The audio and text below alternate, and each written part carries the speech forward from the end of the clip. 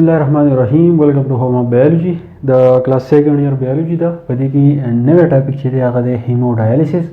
او کلاس سیکنډ year چې کوم biology دا پای کې دا دویم نمبر چپټر دی او د دې چې کوم لاست ټاپکونه دي نو پای کې دا هیموډایالیسیس دی. نو په دې چپټر کې زیاتره خبرې چې دي هغه د کډنیز په اړه کې دي. تاسو به وایئ چې په کډنی د خبرې چې دي دا نه ختمېږي. نو په دې چپټر کې د کډنی یعنی ګردې چې کومې دي د هغې مکمل تفصیل چې دی هغه په دې چپټر کې بالکل ورکړی دی. یو پوینټ چې دی هغه نه دی پرېښی ځکه چې په دې کې موږ سټرکچر وکړو، بیا چې دی موږ فنکشن وکړو، آوټر سټرکچر شو، بیا چې دی انر سټرکچر شو، نیفران څه ته وایي د هغې کار سره، یورین فارمیشن چې دي هغه څنګه دي، بیا د دې ډیزیز دي هغه ډیزیز چې دي هغه موږ ووایو. بیا پکې دا ده چې کله ګرده پیل شي او د وینې چې دا هغې صفایي نه کېږي. د دې نه مخکې مو یو ټاپک و پیریټونیل ډایالیسیس، بیا د هغې یو قسم دی د ډایالیسیس یو قسم دی چې هغې ته موږ هیموډایالیسیس چې دی هغو ته موږ وایو. نو په دې ټاپک کې موږ وایو چې هیموډایالیسیس چې دی هغه څه ته وایي. اول دې ټکي ته څه کوي په دې باندې ځان پوه کوئ. دا د هیموډایالیسیس په دې هیموډایالیسیس کې دا هیمو دا ټکی چې دی دا موږ وایو بلډ ته، یعنې موږ وایو وینه، هغې ته موږ وایو هیمو. بیا زموږ سره دی ډایالیسیس. نو ډایالیسیس ته چې کله موږ وګورو نو د دې مطلب دی سیپریشن. نو که فرض کړه تاسو وګورئ بلډ سیپریشن، د دې مطلب دا نه دی چې وینه جدا کول، خو د دې مطلب دا دی په دې وینې کې چې کوم ګند جمع شي او خدای نګهه د یو کس ګرده چې دا هغه بالکل بیل شي، اوس دا وینه چې دی نه شي صفا کوي.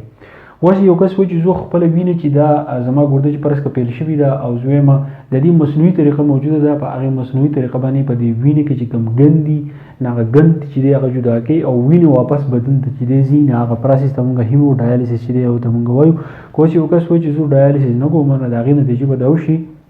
چې دا دغې مریض چې کومه وینه ده په دې کې به اسیډیټي دونه سیوا شي چې په دې کې اکسیجن چې دی هغه کیری کول چې دی بیا ګرانه شي، کوم نیوټرنټس چې دي د هغې کیری کول بیا ګرانه شي.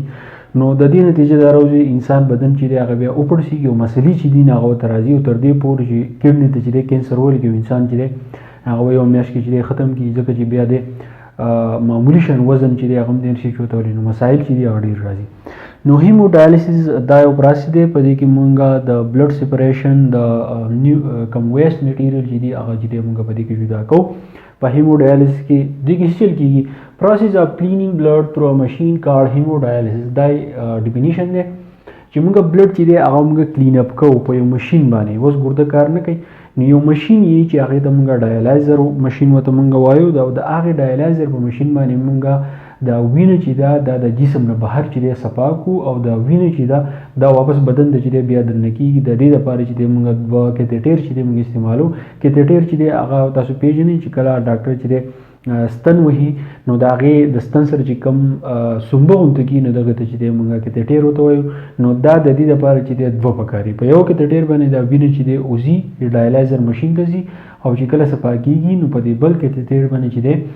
دا وینه چې دا انسان بدن ته چې دی واپس ځي. نو دې پروسس چې دی مونږ هیموډایالیسیس وایو. د مشین په ذریعه چې کله مونږ وینې صفا کوو ا مشین کانټین سیمی پرمیبل ممبرین. اوس کوم مشین چې دی ډایالایزر کوم مشین چې دی په دې کې ممبرین لګېدلی دی هغې ته مونږ سیمی پرمیبل وایو. سیمی پرمیبل مطلب دا دی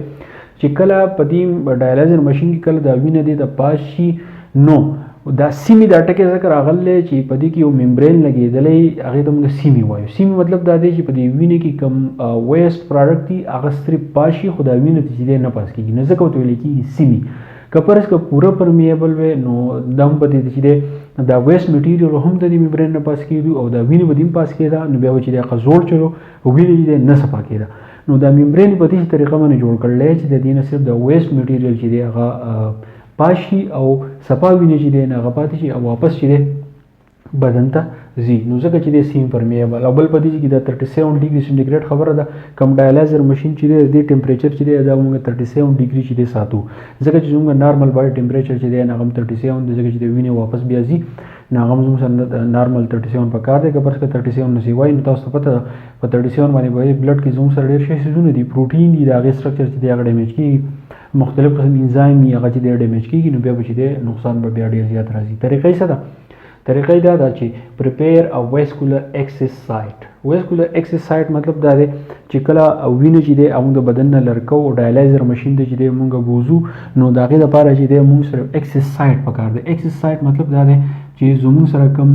مریض دی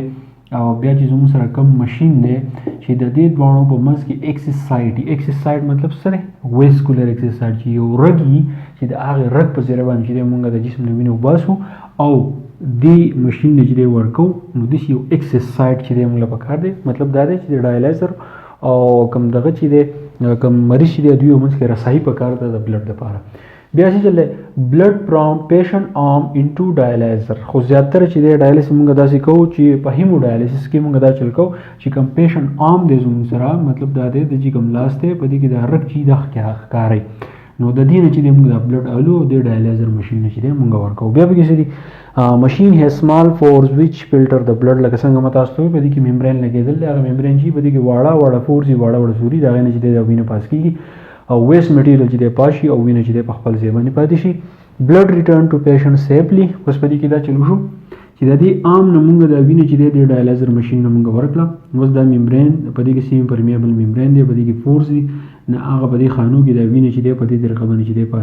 پاس کیږي او کوم ویسٹ میټیریل چې د نه هغه رانیسي او واپس چې د وینې چې د واپس د پیشنٹ چې د بیا راځي نو دا هو هیمو ډایالیسس ډیر آسان پروسس دی وینه والا په ډایالیزر ماشين کې چې د صفاګه 37 ډیګري جوړ وساته او واپس چې بیا راځي اوس هیمو ډایالیسس چې کله موږ کوو په دې کې ریسک فیکټرز دي څه نقصانات انسان ته چې راتلی شي پاکه اونلی دی ډیمیج اف بلډ ویسلز په هیمو ډایالیسس پروسس کې دا چې وشي ولکه اوس زموږ سره دا بلډ ویسل په دې لاس کې نو دې ته چې ډیمیج کېدی شي ځکه چې د وینې رفتار پسې واشي بیا زموږ سره کوم کیپیلری شي دي هغې باندې چې بوج راځي نو نقصان چې راتلی شي اوس په دې کې تاسو دا خبر راځي چې موږ د انسان د بدن نه چې وینې لرکو دا داسې پروسس نه چې موږ مکمل وینې لرکو ډایالیزر موږ ورکړه که پرس مکمل وینې تاسو ورکړه ډایالیزر انسان خو دې په دې کې وینه ختم شوه دی خو بیا مړ کیږي نو په دې طریقه ول وینې ورکړي چې د انسان د چې نقصان نه رسي او دې نه واپس د وینې چې ډایرکټ بیا دل راځي نو په دې دوران کې بلډ ویسل چې نقصان رسیدي شي بیا د کاز بلډ برن ډیزیز مطلب دا دی کله چې د دې د وینې وزي نو اکثر پرس که به احتیاطي راشي نو زموږ سره کوم اټماسفیر چې دی په دې کې بیکټیریا دي وایرس دي نه هغه د بلډ ته چې دی انټر کېدی شي او هغه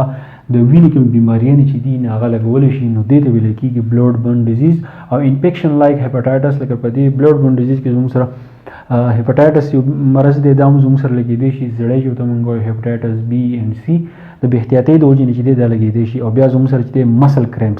مسل کرمپس دا دی چې کله ډایالیسس دوران کې اکثر دا چل وشي زموږ یو مسل چې دی هغه کانټریکټ شي نو هغه چې دی بالکل کانټریکټ پاتې شي نو د هغې بیا ریلیکس کول چې دي نو هغه بیا ډېر زیات ګراني نو دې ته موږ وایو مسل کرمپس نو دا هم د ډایالیسس د وجې نه چې دی دا راځي نو دا و هیمو ډایالیسس دا آسان پروسس دی اکثر په شارټ کوېشن کې راځي که په لنګ کوېشن کې راځي نو هغه A جز یا B جز کې چې دی دا راځي نو هیمو ډایالیسس چې دی بالکل آسان دی په دې باندې تاسو پوه شوي نو خپل فیډبیک مله ضرور راکړئ نور ملګرو چې دی شیر کړئ که نه وي چینل ضرور سبسکرایب کړئ تھینک یو ډېر مننه